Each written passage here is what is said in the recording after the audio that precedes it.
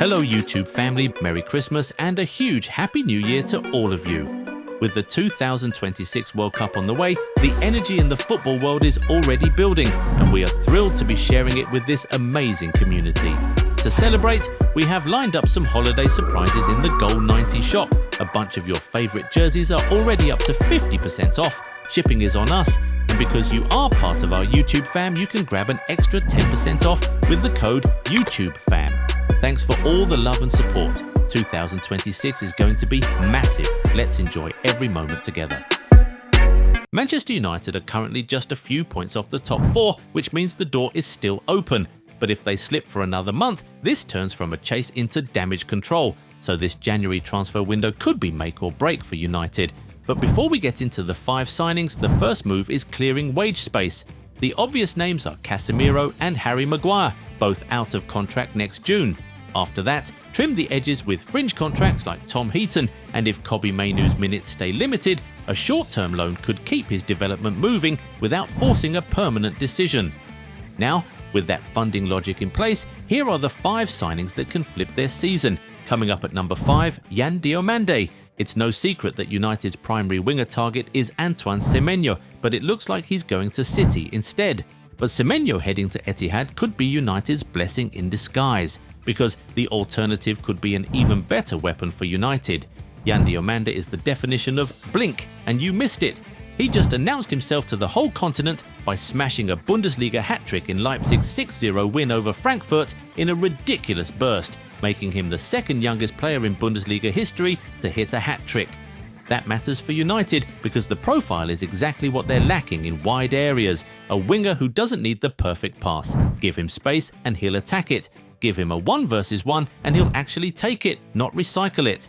In a 3-4-3, that's a cheat code. He can stay high as a wide forward to stretch the pitch or rotate inside to become a second striker when the wing-back overlaps. Either way, defenders stop stepping into midfield so confidently because one mistake turns into a sprint race. The catch? He won't be cheap. The numbers being thrown around sit in the 85 to 100 million pounds range if Leipzig even entertain a winter sale. And realistically, that's a brutal ask for United in January unless they pull off a serious outgoing, structure the deal heavily with add-ons, or convince Leipzig on a loan with obligation setup. Number 4, the left lane fix Maxi Araujo from Sporting Lisbon. Watch United for 5 minutes and you'll spot the same problem. The left side keeps running out of ideas. Against Everton, who were 1 man down, Amorim was chasing the game and subbed in Diogo Dalot, a right back, to replace Patrick Dorgu. United is literally devoid of any attacking threat down that side. Maxi Araujo can be the solution for this issue, and United can instantly change the geometry. He's fast, direct, and built to play that role like a winger. Sprint into space early, pin the fullback, get to the byline and still have the legs to recover when transitions explode. That profile turns the left side into a real outlet again, not just a place to recycle the ball. Amorim has openly said United need another attacking wingback to make his system work better, and Araujo has played under Amorim when he's still at Sporting. But the price is the catch. Araujo is under contract at Sporting until 2029 with a buyout clause around 80 million euros. In January, Sporting doesn't have to negotiate. They can just point at the clause and smile. So United needs to go big and treat him as a statement signing, unless they can persuade Sporting to accept a fee with heavy add-ons, deferred payments, maybe even a loan-style agreement that locks in a future obligation. Either way, one move here fixes 2 problems at once. United gain a real left-sided attack and the constant reshuffling stops. Quick pause. If you're enjoying this breakdown so far, hit like and subscribe because the next names get even more season-saving and way more realistic than people think. Now, at number 3, we're going straight into the midfield engine. United need to stop getting overrun.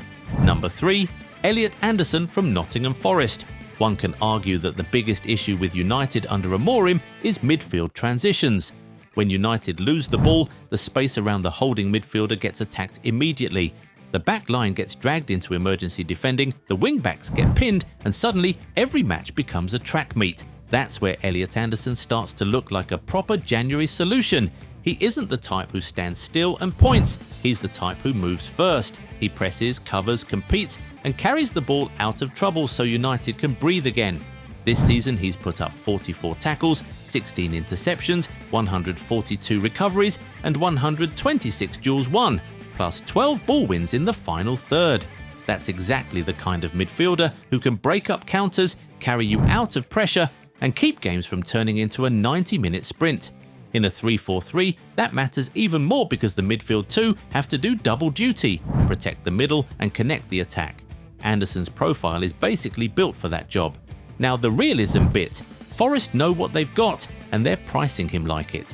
They signed Anderson from Newcastle in July 2024 for around £15 million, and the reporting since then has been that Forest value him at £100 million plus. So Anderson is expensive and this is a pay up or stop calling number deal. If Amorim can convince the board, Anderson can be his strategic overpay for a system player. Or United can try to negotiate and structure the deal hard with stage payments and add-ons.